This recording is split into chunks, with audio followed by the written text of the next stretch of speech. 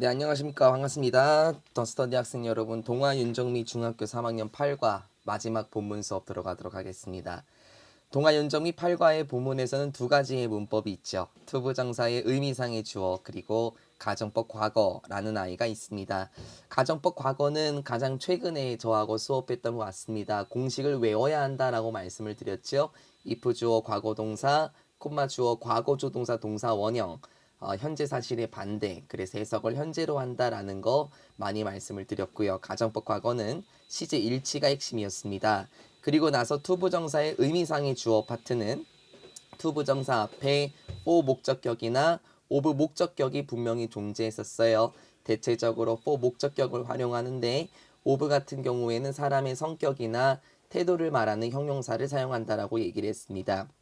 이 두 가지 문법은 최근에 배운 문법으로서 특히 가정법 과거 시제 일치 포인트를 조심하셔야 될 것 같습니다. 이 글의 내용은 주제를 먼저 보면은 The Joseon Dynasty through Paintings입니다. 조선 다이너스티 할 때 다이너스티는 시대라는 뜻이에요. 뭐 왕조라는 뜻도 있기도 한데요. 그림들을 통해서 조선 시대를 한번 봐보자라고 얘기를 합니다. 그래서 첫 번째 소제목을 보게 되면 이 문자도라는 친구가 8과의 전체적으로 주제가 될 겁니다. 중요 요소죠. A window into the Joseon Dynasty. 조선 시대를 바라볼 수 있는 창문 이렇게 얘기합니다. 그럼 도대체 문자도라는 건 무엇인지 그리고 조선 시대를 어떻게 바라볼 수 있는 창문이 될 수 있는지 이제 8과를 통해서 가볼 거고요. 첫 번째 나오는 내용 같은 경우에는 일치 불일치 정도로 조심하시면 좋겠습니다. 갑시다. Look at. 봐보세요. 그림을 봐볼까요? 오른쪽에 있는 그림을 봐봅시다. Do you see? 혹시 보이십니까? 중국의 문자라고 얘기를 하죠. 중국의 문자, 다시 말하면 한자라고 하면 되겠네요. 효라는 한자가 보이십니까? Do you also see? 또한 보이십니까? A calf. 잉어 한 마리가 보이시나요? 그 잉어는 그리고 또 검은고군요. 잉어와 검은고 그리고 팬 부채 같은 것도 보이십니까? 여기서 팬은 그 연예인을 따라다니는 팬이 아니라 부채를 의미하겠네요. This kind of painting, 이러한 부류의 그림은 무엇이라고 불립니까? 문자도라고 불리죠. 그리고 그것은 대명사네요. 문자도는 한 유형인데요. 포크 페인팅이 유형이다라고 얘기를 합니다. 포크라고 얘기하면 이게 민속의라는 뜻이거든요. 그럼 민속의 그림이니까 민속화라고 하면 되겠죠. 민속화의 한 가지 유형입니다. That was popular라고 하면서 주격 관계 대명사가 묶여줘요. 그 민속화는 무엇이냐면 굉장히 인기 있었던 건데 in the 언제 인기가 있었냐면요. The late 조선 다이너스티. 조선 시대의 후반, 즉 조선 시대 말기에 굉장히 인기 있었던 민속화의 한 가지 유형입니다. 특징이 나왔습니다. 문자도라는 것은 민속화가 되겠고요. 그리고 그 민속화 조선 시대의 말기에 굉장히 인기 있었다라고 얘기를 합니다. 문자도라는 것은 먼저 조선시대 후반 굉장히 인기 있었던 민속화군요. 이 문자도 속에서 보자면 there is usually 일반적으로 한자가 있는데요. with some animals 어떤 동물들이 있는 한자도 있겠고요. 또는 펜이 자꾸 이상하네요. 또는 object 물건이라고 할까요? 물건들이나 동물들이 한자와 함께 있습니다. 그럼 문자도에는 일반적으로 한자만 있는 게 아니라요. 동물들이나 물건들도 있군요. 그래서 두 번째 문장에서 보면은 잉어가 보이십니까? 라고 얘기를 했고요. 검은고, 부채와 같은 물건들도 살펴볼 수 있었던 거군요. One of eight Chinese characters 라고 얘기를 하면서 one of 뒤에는 늘 복수명사를 잡아줘야 되고 one이 주어가 돼서 수일치의 조건이라 동사도 복수형이 된다는 거 문법적으로 조심하겠습니다.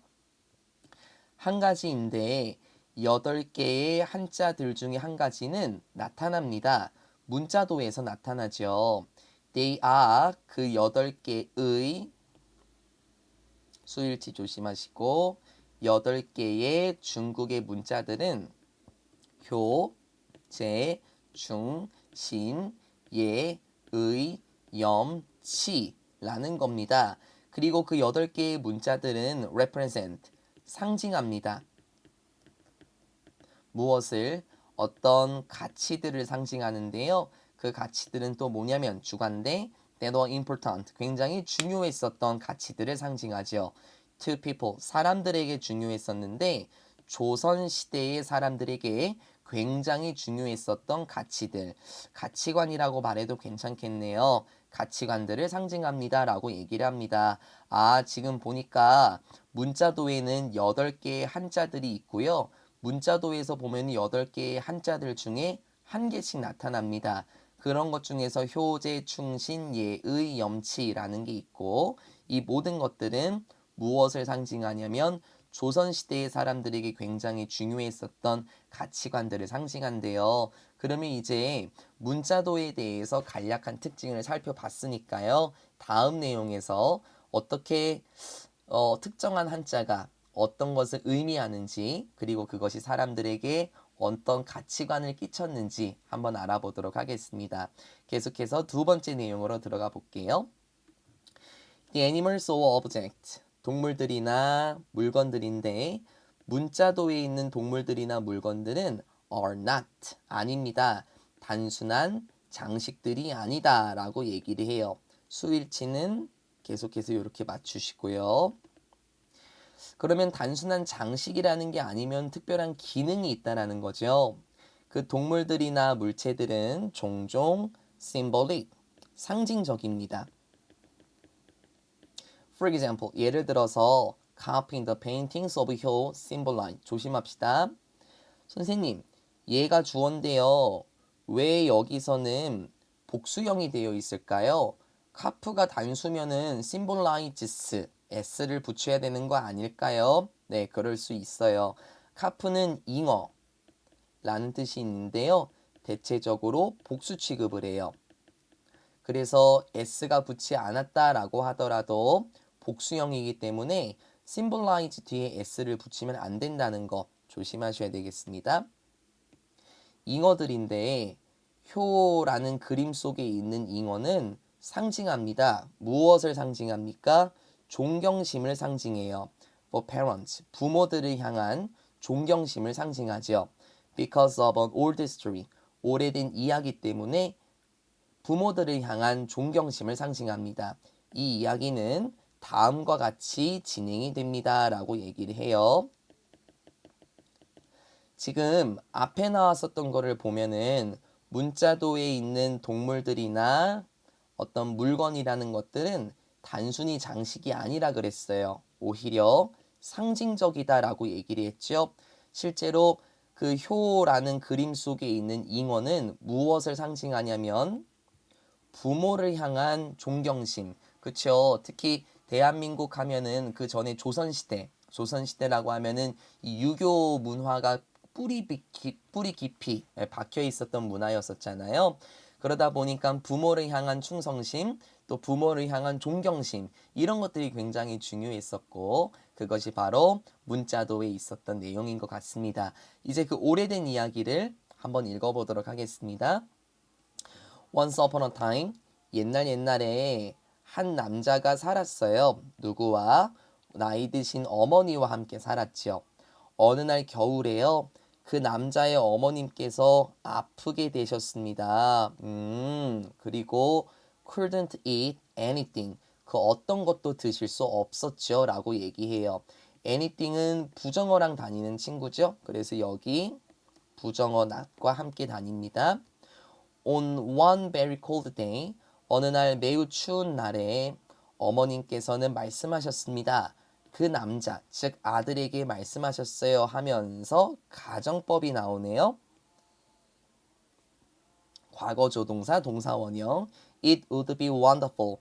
참 좋을 텐데 만약에 내가 신선한 물고기를 먹을 수 있다면 참 좋을 텐데 라고 얘기를 하네요. 아, 그러니까 지금 어머님께서 몸져 누웠던 상황에서 물고기가 드시고 싶었던 것 같아요. 대한민국 조선시대에서는 그때 굉장히 부모를 향한 존경심이 중요했었기 때문에 이 아들은 어떻게 했을까요? 그 남자는 went out, 나갔습니다. 강가로 나갔지요. 그러나 it was completely frozen, 완전히 얼었습니다. 라고 얘기를 해요. 이 강이 비동사 뒤에 pp, 수동태죠? 완전히 얼어붙었습니다. It was impossible for him to catch any fish. 오케이? 시험 범위 문법이 또 나왔습니다.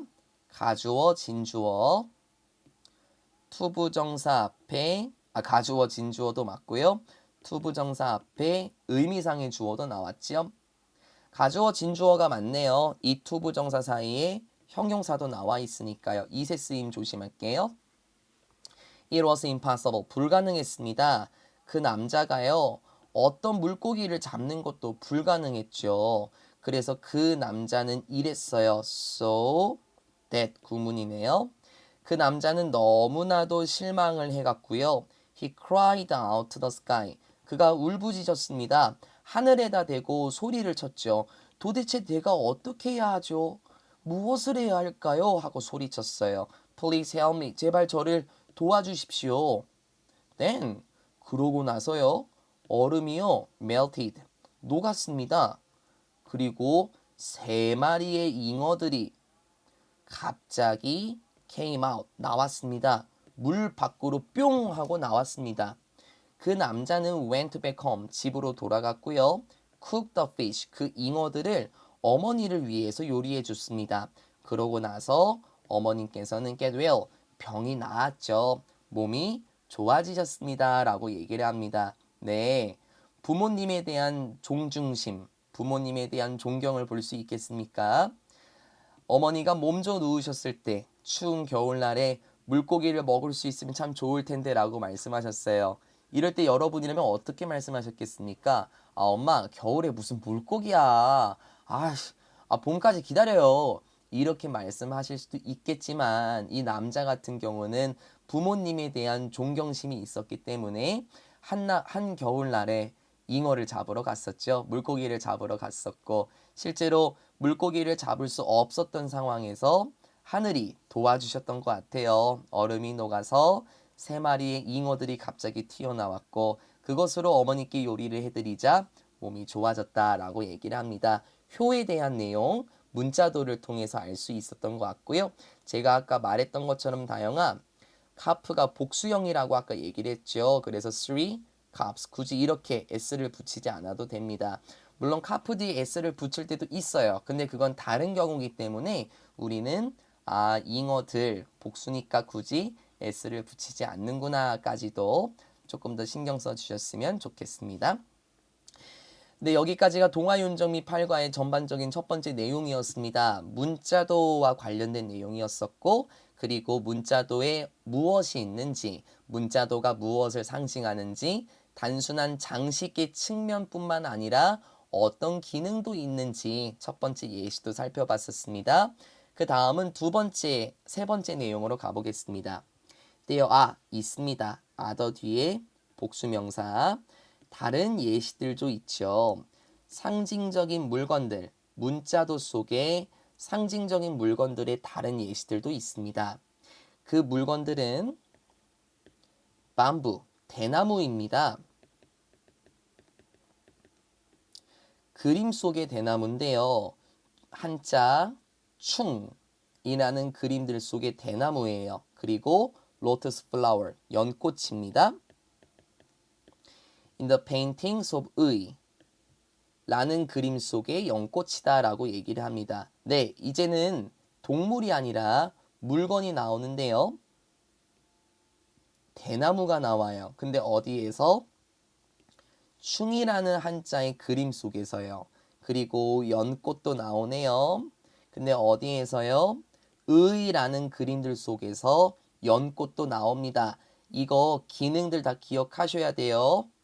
밤부, 대나무는 does not bend, 굽히지 않습니다. 무슨 말이죠? 여러분 대나무 하면은요 이렇게 돼 있어 갖고 올곧은 나무 아닙니까? 대나무는 휘어지지 않습니다. 그래서 이게 굽히지 않는다라고 표현했던 거네요. 대나무는 굽히지 않습니다. 그리고 대나무는 stays green, 녹색을 유지해요. In all kinds of weather, 온갖 종류의 기후에도 계속 녹색입니다. 그러니까 굽히지 않고 늘 푸르른 거. 아, 그게 대나무가 되겠네요. 이러한 이유들로라고 얘기하면서 굽히지 않는다는 거, 그리고 항상 푸르다는 거. 이러한 이유들로 밤부, 대나무는 came to symbolize. come to가요. 고등학생 때도 나오는 단어라서요. 뭐뭐 하게 되다라는 뜻이고요. symbolize라는 동사 원형을 끌고 왔습니다. 투부정사입니다. 대나무는 상징하게 되었습니다. 무엇을? 충성심을 상징하게 되었죠. To the king, 왕에게 충성심을 상징하게 되었습니다. 대나무가 어떻다라고 얘기를 했었죠. 대나무는 굽혀지지 않고 사시사철 푸르른 녹색이니까 대나무는 왕에 대한 충성심을 상징하게 되었습니다. 스펠링 조심합니다. L입니다. 왜냐하면 로열, 이거랑 로얄과는 굉장히 달라요. 로열티가 충성심 이렇게 얘기를 했었잖아요. 로열티는 왕실입니다. 그러니까 현지야 눈 크게 뜨고 잘 봐야 돼요. L이냐 R이냐가 중요할 수 있고요. 로얄과 로얄은 앞으로 고등학생 때도 계속해서 나올 거고 스펠링 조심하셔야 되겠습니다. In the case of lotus flowers, 이제 대나무 얘기 끝났고요. 연꽃의 경우에서 보자면 연꽃들은 자랍니다. in muddy ponds라고 얘기하네요. 이 muddy라는 게 혹시 여러분 그 뭐 머드 축제 들어봤죠? 이 진흙이라는 뜻이잖아요. 그래서 뭐 흙탕물, 흙이 있는 폰즈, 연못이라고 할까요? 그러니까 좀 탁한 연못 있죠? 좀 지저분한 연못에서 성장합니다. 하지만 여전히 bloom, 꽃이 핍니다. 사실 bloom 하면 개화하다라는 뜻이 있죠? 하지만 여전히 아름답게 꽃이 피죠. 연꽃들은 따라서 되었습니다. 이번에 무엇이 상징이 되었을까요? 어떤 사람의 의지의 상징이 되었습니다. To fight for, 싸우고자 하는 사람의 의지인데요. 정의를 위해서 싸우고자 하는 사람의 의지를 상징이 되었습니다. Despite, 뭐뭐에도 불구하고 전치사 표현입니다. do나 although는 접속사라서 바꿔 쓸 수 없겠죠. despite는 in spite of라는 친구와도 바꿔 쓸 수 있습니다. 전치사 표현입니다. 어려움들에도 불구하고 정의를 위해서 싸울 수 있는 어떤 사람의 의지를 상징하게 되었다라고 얘기합니다. 아, 지금 보니까요. 연꽃은 흙탕물에서 성장하잖아요. 그래도 아름답게 그런 지저분한 물에서도 이쁘게 꽃이 핀대요. 그래서 이게 어떤 상징이 되었다고요? 어려움들에도 불구하고 시련에도 불구하고 정의를 위해서 싸워야 할 사람의 의지를 나타내게 되었답니다. 아마 이 머디폰즈가 시련을 의미할 거예요. 그렇죠? 보통 이 세상 진짜 지저분하다 이렇게 말을 할 수도 있는 상황이지 않습니까? 하지만 그러한 상황에서도 정의, 즉 아름답게 꽃을 피려고 하는 사람의 의지를 나타냈겠죠. 세상이 뭐 시련이 가득하고 좀 뭐 흙탕물처럼 분하다고 하더라도 정의를 위해서 투쟁하는 그 사람의 의지, 그게 바로 연꽃이 상징하게 되겠습니다. 마지막 내용 들어가도록 하겠습니다. 문자도라는 것은 was much more, 비교급 강조부사 기억하십니까? 훨씬이란 뜻을 가지고 있고 still, even, far, a lot 다 바꿔 쓸 수 있습니다. 외워 놓으셔야 됩니다. 고등학생 때도 따라다닐 거예요. 문자도는 훨씬 뭐뭐 이상이었습니다. 뭐 이상이었을까요? 그러니까는 시연아 그림 그 이상이었대요. To people, 사람들에게는요. 조선시대의 사람들에게는 그림 훨씬 그 이상이었다. 그러니까 단순히 그림의 기능만 했었던 건 아니었다라는 거죠. 오히려 문자도라는 것은 reminded them, 사람들에게 떠올리게 해줬습니다. remind, A, of, B, 하나의 덩어리예요, 정노야. 문자도는 사람들에게 무엇을 떠올리게 했냐면 중요한 가치관들을 떠올리게 해주었죠. 어떤 가치관들? 조심하시고 유림. 엄청나게 영향을 끼쳤던 influence 하면은 영향을 미치다, 영향을 끼치다죠. 자신들의 행동들과 자신들의 태도들에 엄청나게 영향을 끼쳤던 중요한 가치관들을 상기시켜 주었습니다. 주격 관계대명사로 묶이면서 이 중요한 가치관들이란 무엇이었냐면 자신들의 행동과 태도에 영향을 끼칠 수 있었대요. 그래서 아까 다영아 잉어와 관련된 이야기 기억하십니까? 아 맞아. 부모님께는 효를 다해야 돼. 자식의 행동을 보여줄 수 있었겠죠. 방금 나왔었던 대나무와 연꽃 얘기도 기억하십니까? 맞아. 왕에게는 늘 충성해야지. 마치 대나무처럼 말이야.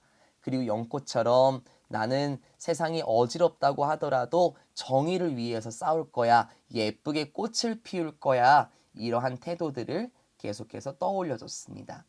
In particular, 특히 아이들에게 있어서는 문자도는 무엇이었냐면 학습의 도구였대요.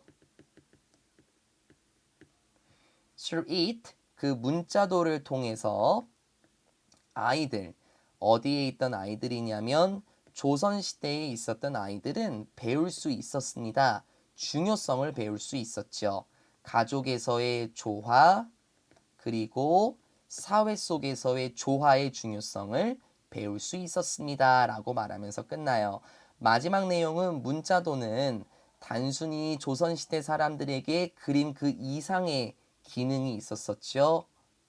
행동과 태도에 영향을 끼칠 수 있는 중요한 가치관들을 떠올리게 했고 특히 아이들에게 있어서는 학습 도구였었고요. 실제로 그 문자도를 통해서 가족과 사회의 조화의 중요성을 배울 수 있었다라고 얘기를 하네요. 마지막 제가 달아놓은 거는 문자도의 실제 모습입니다. 아마 여러분도 교과서를 통해서 뭐 학습하셨었겠지만 여기 보시게 되면은 잉어도 나와 있고요. 그쵸? 그리고 연꽃도 나와 있고 다양한 동물들과 그리고 다양한 오브젝트, 물건들도 지금 보이고 있습니다. 이것들은 단순히 데코레이션이 아니었다라고 얘기를 했어요, 유리마. 특히 사람들에게 그 조선시대 후기에 굉장히 중요했었던 가치관들, 효, 의, 제, 또 뭐 있었었죠? 예, 충 이런 것들을 상징했었고 각각에는 이야기가 숨어 있었고요. 마지막에 봤었던 것처럼 사람들에게 특정한 태도들과 아니면은 뭐였습니까? 행동들 그거에 영향을 끼칠 수 있었던 기능 그리고 아이들에게는 학습의 도구가 되었었던 내용이 나왔습니다. 문자도에 대한 내용은 가주어, 진주어가 하나 정도 그리고 가정법도 하나 정도 나왔었지만 다양한 이시 나왔던 거 기억하십니까? 정노야, 시연아. 가주어, 진주어 있었고요. 대명사 이시 엄청 많았어요. 그래서 이 지칭 대상도 조심하시면 좋겠습니다. 네, 중학교 3학년 동안 고생 많으셨습니다. 저하고 중학교 3학년을 보내지 않으시고 후반에 참여하신 분도 계시긴 하지만 중학교 3학년 1과부터 8과까지 공부하시느라 정말로 수고 많으셨어요. 결자 해지, 스스로 해결하는 쪽으로 제가 항상 학습을 하도록 하지만 많이 여러분과 도울 수 있었고 여러분을 도와드릴 수 있었고 그리고 여러분과 호흡할 수 있어서 너무 기뻤습니다. 중학교 3학년이라는 시즌은 어떻게 보면은 길고 긴 시즌 같지만 정말 중요한 시즌입니다. 지금으로서는 2학기 기말고사 8과 내용이 모두 마무리가 되겠지만요. 시험이 끝나는 대로 더 중요한 시즌인 예비고등 수업에서 다시 만나도록 하고요.